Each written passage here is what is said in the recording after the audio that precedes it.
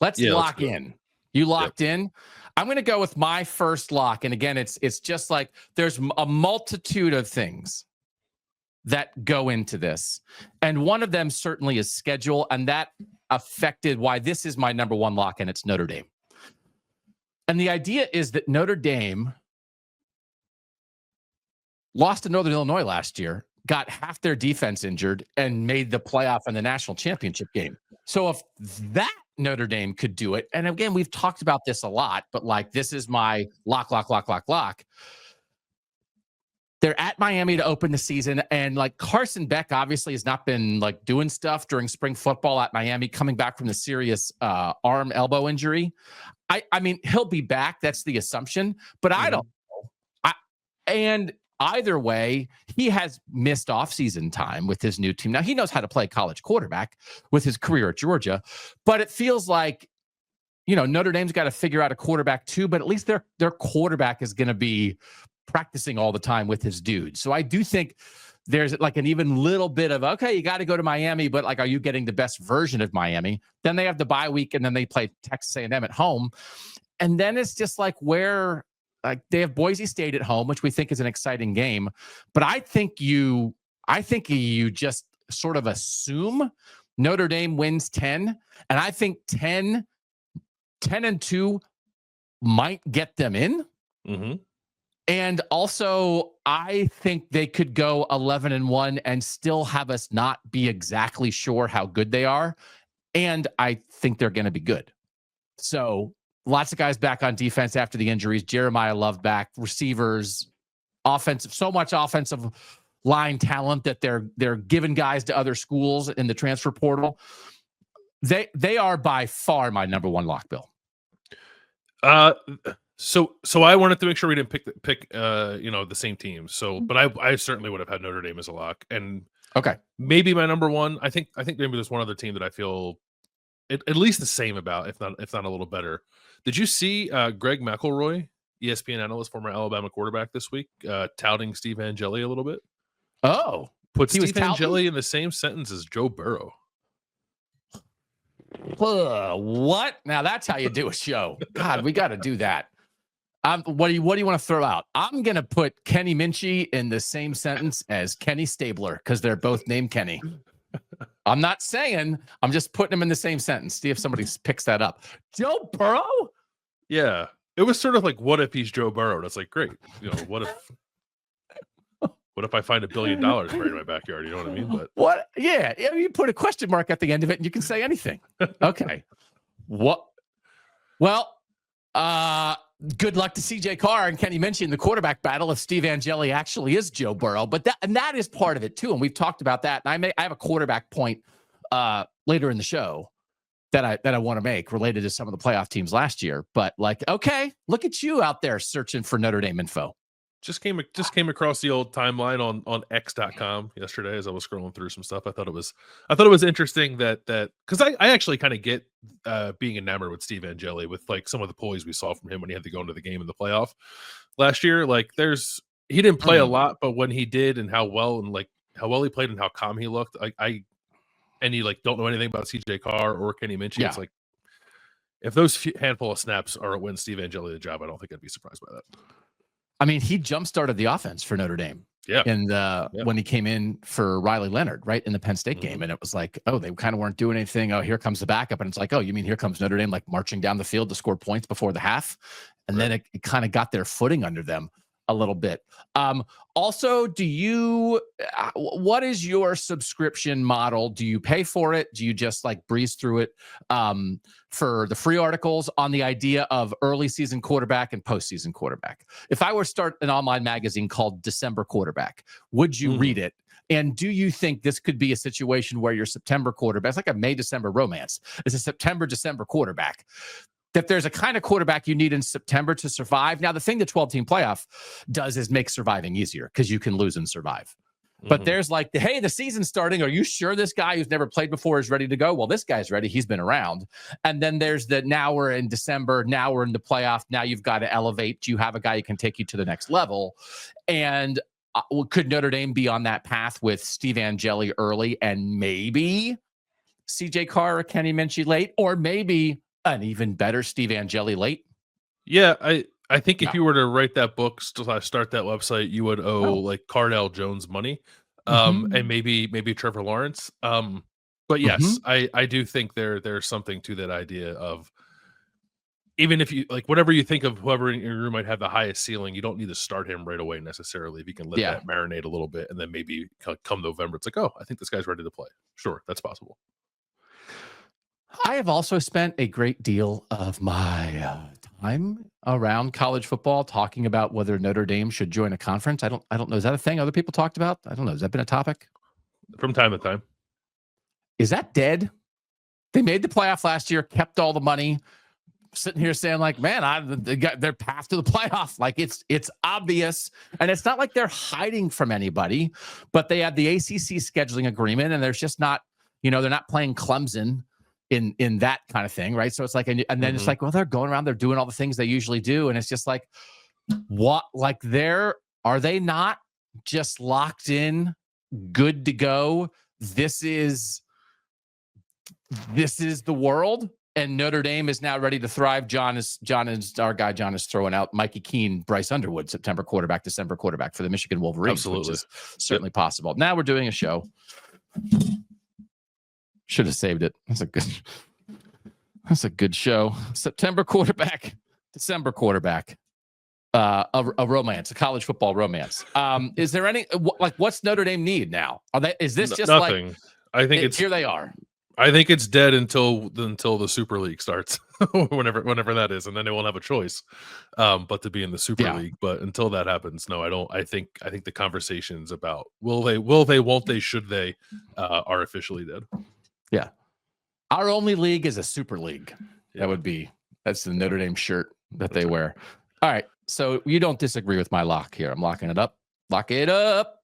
I don't disagree with your lock, but I bet you disagree with my next one. And I'm not. I would love to talk about this with a ton of conviction, but coughing into the dog head.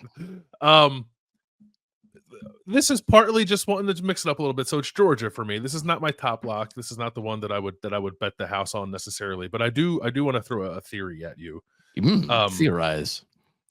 Neither one of us disputes Georgia's ability to accumulate talent, right? We think like both sides of the ball, they're going to have guys. Yep.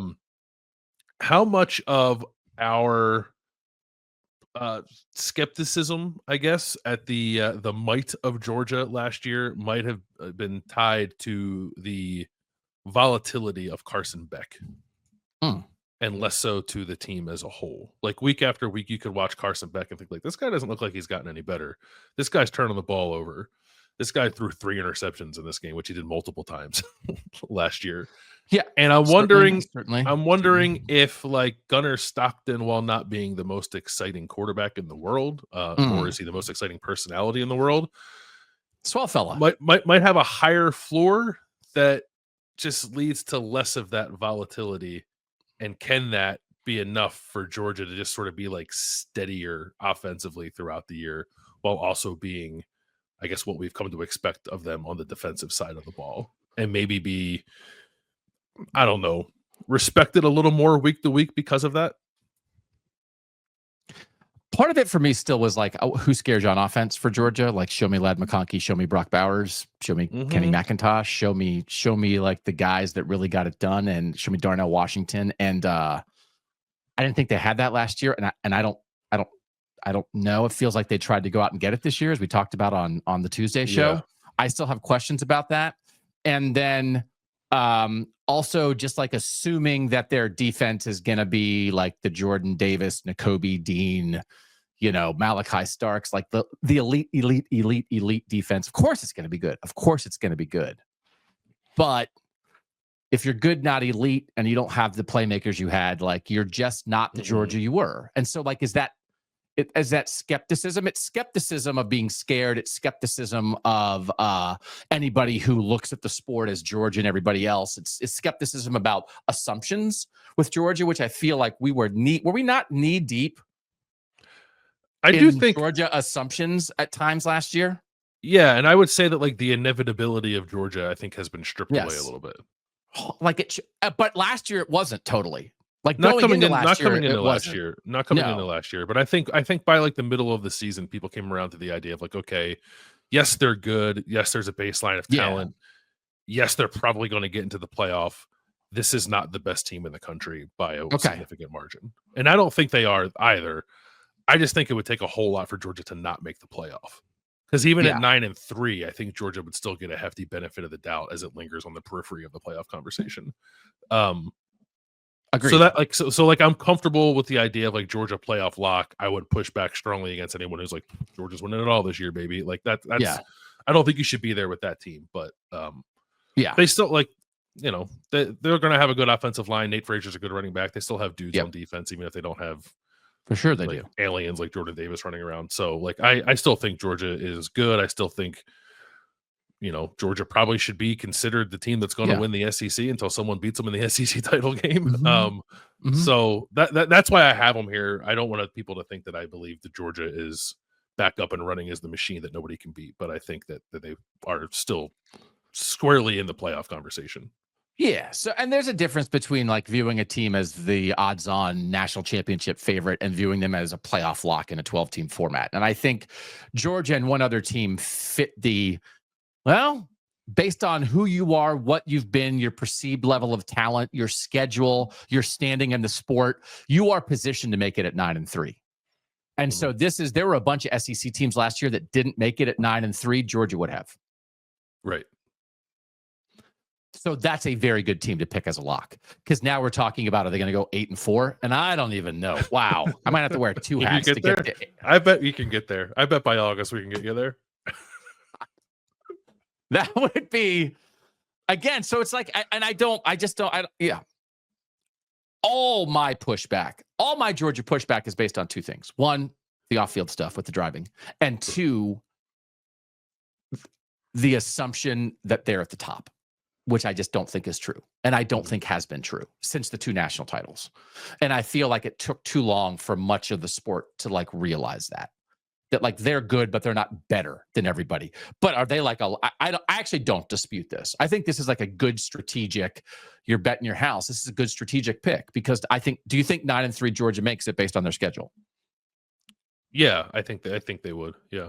I mean, without knowing, how many 10-win teams are going to be out there from other power conferences, I don't know. But I think I agree with your assessment that like if Georgia were 9-3 last year in that jumbled mess of 9-3 SEC teams, Georgia would have been the one that got in. Yeah, because their schedule stuff was legitimate, and everybody else was trying to piggyback on like that Georgia played a tough schedule, but Georgia actually did, and the committee would have seen that.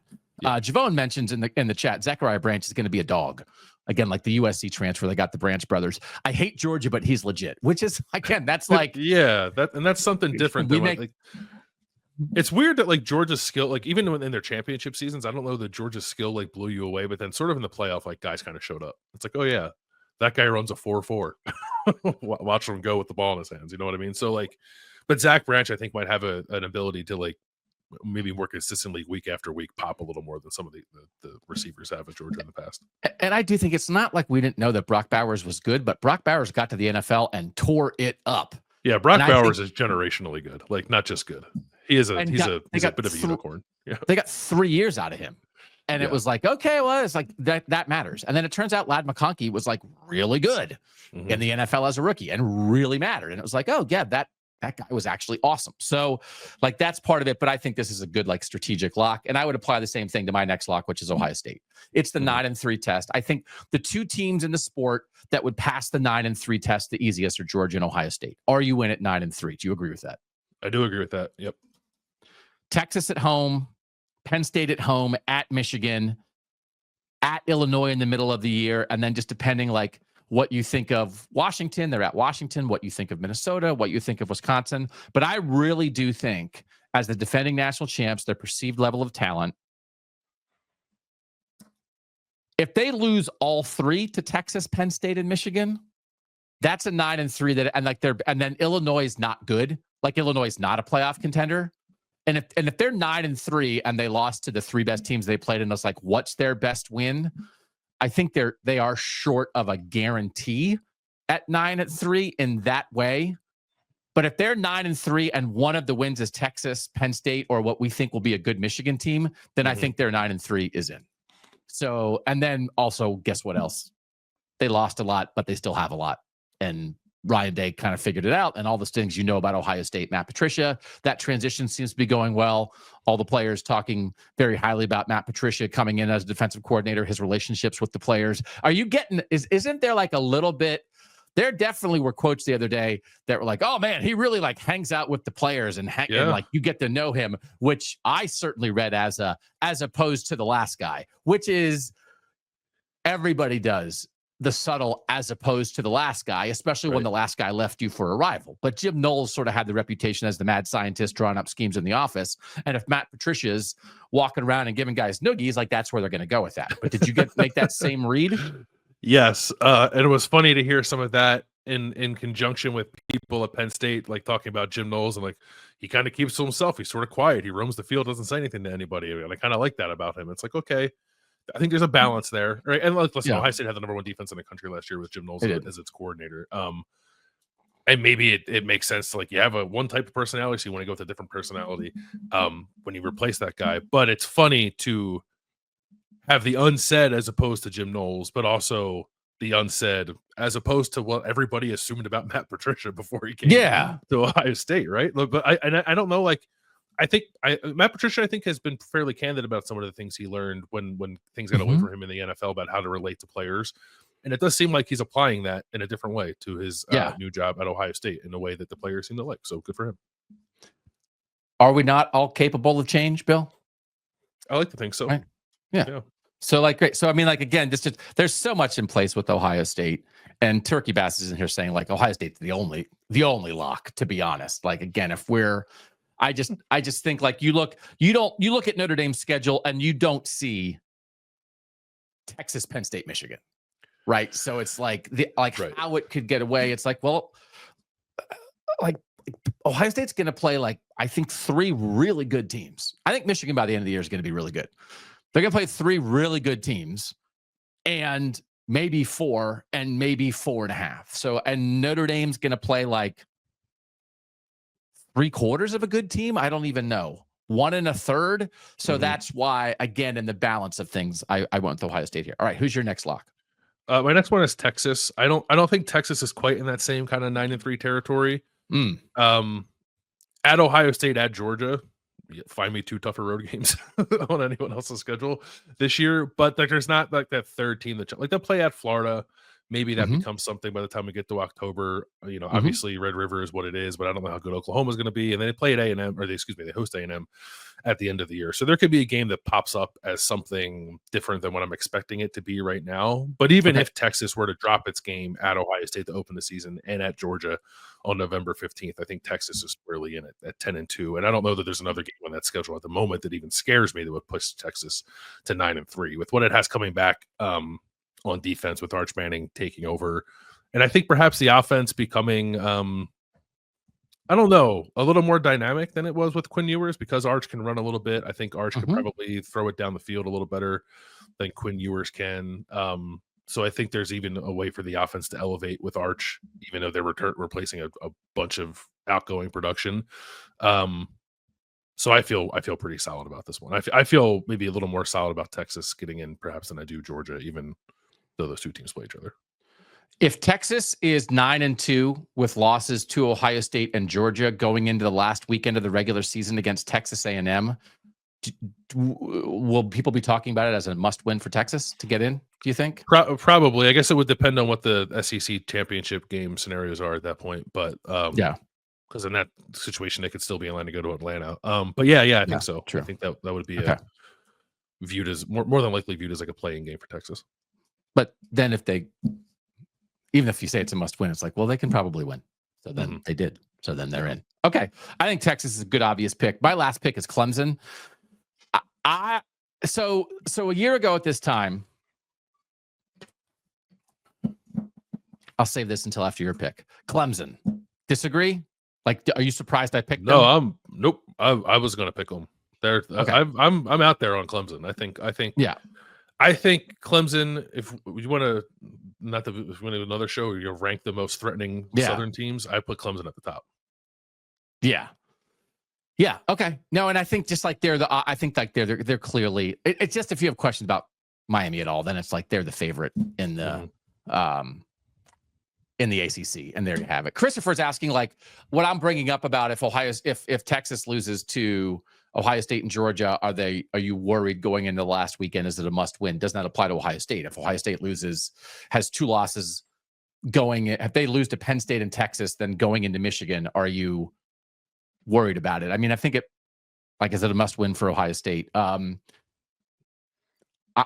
think not as much, just honestly. I mean, I think Ohio State probably has just built, they're the defending national champs, and certainly those losses would be similar, but I think maybe Ohio State, again, our assumption that Illinois is going to be pretty competitive. I think Michigan will be better than Texas A&M. The Texas game against Texas A&M is at home. Ohio State's at Michigan, right? That it's just there's a couple more factors that I think the committee could get there more on a 9-3 Ohio State than on a 9-3 Texas, which is slicing it. That's a fine slice, but sure. And it's a great question by Christopher, and it's a good comparison. But I think I would say it's slightly different. All right, so we're in on Clemson, and then your last one is who? My last one's Penn State. Again, I don't really know where a third loss comes from, even if you want to say that maybe they don't win that Oregon game in September, which you and I think are in agreement that we at the moment would pick Penn State to win that game. And then obviously they play at Ohio State on November 1st. And it's the only other team that appears mildly threatening at the moment is perhaps Indiana, maybe Iowa. Okay. Mark Gronowski is really good, but the floor really feels like 10-2, and I think 10-2 Penn State's in. Obviously, anything better than that, Penn State's in. I think Penn State's got a legitimate shot to win the Big Ten this year. So, for all those reasons, these were of the teams that I picked: Georgia, Texas, Penn State. Penn State is my lockiest lock. Penn State is your lockiest lock. Okay. Yeah. Because it's hard. Because there's a part of me that I didn't go Penn State. Not that I think they're going to miss the playoff, just because. And it's I didn't. I mean, we've had this conversation over various shows about James Franklin and Penn State's opportunity this year, and I don't want to turn a tremendous opportunity for Penn State into a negative, but it's not only up to me. So I had more of a thought with them of all these other teams. Does Penn State have the most that could maybe slightly more lead to that they're a little bit more this is it, and that it gives you a 3% more chance of a collapse. Yeah, I think it's a fair point to raise because I shouldn't say you expressed similar concerns about sort of the on edge nature of Ohio State's season last year. Yeah, by putting Natty or bust out there as kind of chesty as they did.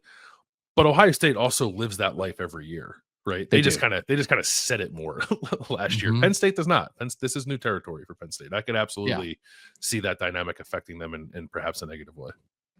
So super high ceiling, right?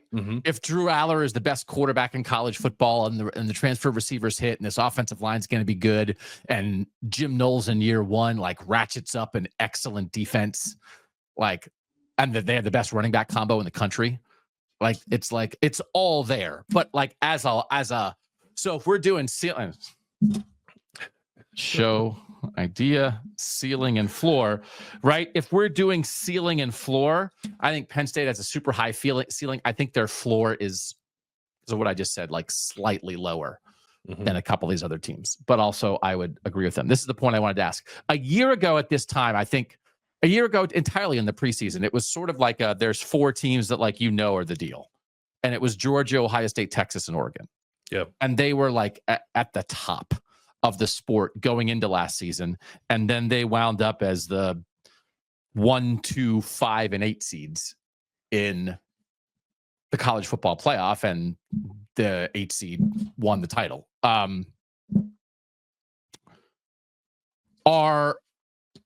All of our locks, I would maybe take Clemson out, but are Notre Dame, you wouldn't. Maybe you wouldn't. Are these 6 locks on the same level as those 4 a year ago? Because I thought there was a clear top 4. The whole sport, I think. I'm not saying I thought that. I'm saying I perceived that from the sport. Is this a top 6? Now, by the national title odds, Oregon would be in there. We don't have Oregon in there because I think we've expressed just like a little scooch bit of like new quarterback, a whole bunch of transfers. Like, are we great opportunity, but maybe not quite on the Lockheed level? So our perception, would we say this 6? Like, is this the top 6? Or would we take somebody out of there or add Oregon in? I wouldn't add Oregon in. I Okay. would maybe consider. No, I think these 6 are right. And I don't know. Okay. I wouldn't say that with as much conviction, I guess, as I would have about those top 4 last year. Like those top 4, especially like, you know, like Ohio State had so much coming back, and Oregon seemed really loaded up. Texas, like I don't know that this group of 6 feels as solid as that group of 4, but I would also say that if we get to December and these 6 teams aren't in the field, or at least like 4 out of 6 or 5 out of 6, whatever, aren't in the field, I would be pretty surprised by that. Okay. All right. So those are our locks.